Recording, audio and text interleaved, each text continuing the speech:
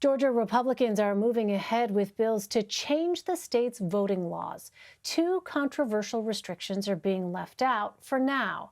The latest versions still limit the time people have to request an absentee ballot, restrict access to ballot drop boxes, and make it a crime for anyone to hand out food or water to voters standing in line. But gone are limits on absentee mail ballots. The original proposal would have ended no excuse absentee voting. That's been available in Georgia since 2005. There's also no longer limits on Sunday voting. It's historically been a popular day for Black churchgoers to hold Souls to the Polls voter drives. The current bills actually expand weekend voting, adding an additional Saturday for early voting to the calendar. But this all could still change when the state House and Senate meet to work out the differences in their bills. They'll have to work quickly to pass something before their session ends when the calendar turns to April next week. Cliff Albright joins me now with more. He is a co-founder and executive director of the Black Voters Matter Fund, which pushes for expanded voting rights and access. Cliff, welcome. Thanks very much for being with us. So Georgia Republicans are making the claim that these bills actually expand voting since they mandate weekend voting days. How would you respond to that? And what are your thoughts on the current bill? Yeah, so I'll start with the second, and thanks for having me. I'll start with the second part of the question first. It's still a voter suppression bill. It's still actually, you can't just take a bill that had, dozens of provisions of voter suppression, take away a couple, and then act like you've somehow expanded voting access. As I've said elsewhere, basically, this is still a Jim Crow bill. All they've done is put a little makeup and cologne on Jim Crow, but it's still Jim Crow.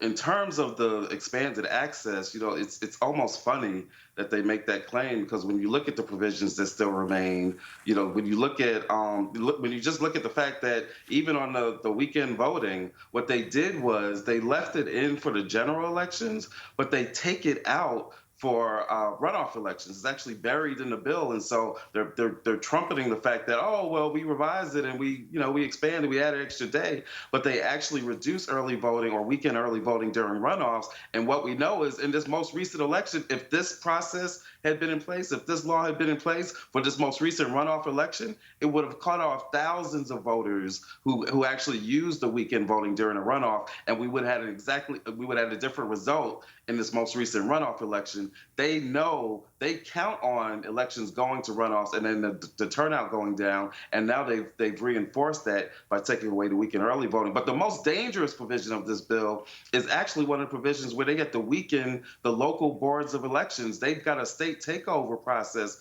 buried in this bill, which would allow them, if they don't like the way that a local board of election is certifying its results, that the state could come in, take over that local board, and then certify the results that they want to have certified. So again, if this law was in place for this most recent election, all these attempts that we saw to overturn an election would have actually been made possible by the provisions in this law. Well, this bill is still subject to further change when the State House and Senate negotiate in what's called a conference session. What further changes are being proposed that have a reasonable chance of passing?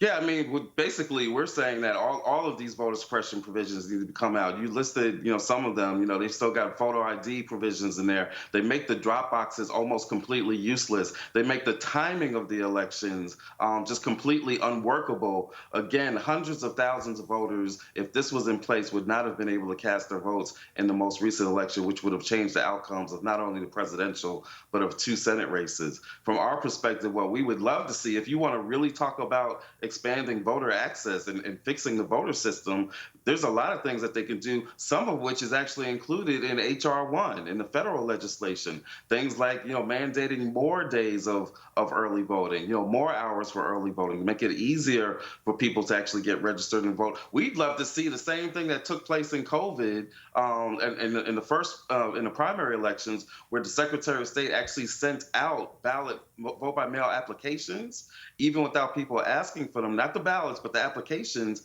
that was something that helped us to get the record turnout that we saw, even going back to the primary. There's no reason we can't do that on a regular basis, just like you have states that do their entire elections by vote by mail. So there are lots of things we can talk about if we were serious about expanding voter access, but that's not what this is. And they're not even trying to hide the fact that this is really just a play so that they can guarantee that they'll be able to win elections in spite of the fact that they no longer have a majority of the votes.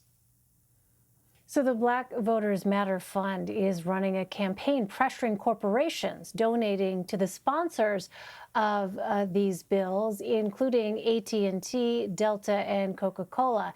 Tell us about that campaign and what it is you ultimately want.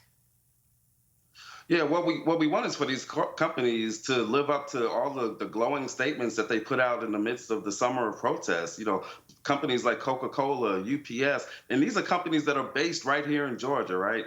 These companies put out all kinds of statements talking about how they support racial equity and how they support social justice. But now, in the time where we need them the most to take a stand, they've been silent. In fact, they've actually been worse than silent. In many ways, they've been complicit because they've donated funds, not just to the Republican Party in general, but to the specific sponsors of the worst of these voter suppression bills. They've given millions of dollars to these legislators over the past few years, and they've not yet made a commitment that they won't continue to give funding to these sponsors of voter suppression. And so they're actually complicit in the situation that we find ourselves in. So we're asking them, we're demanding that they take action, that they take a stand squarely with the voters of Georgia. But in all the statements that they've released, including coming from the Chamber of Commerce, the Atlanta as well as the State Chamber of Commerce, they've taken lukewarm positions. They've played both sidism. They've actually, in many of their statements, they've reinforced the big lie that something is needed to make Georgia's elections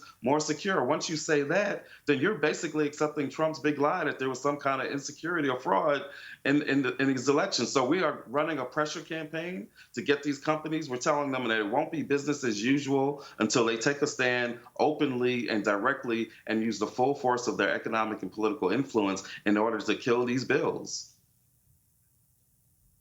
All right. Well, Cliff Albright. Cliff, thank you very much for sharing your perspective with us. Really appreciate it. Thank you.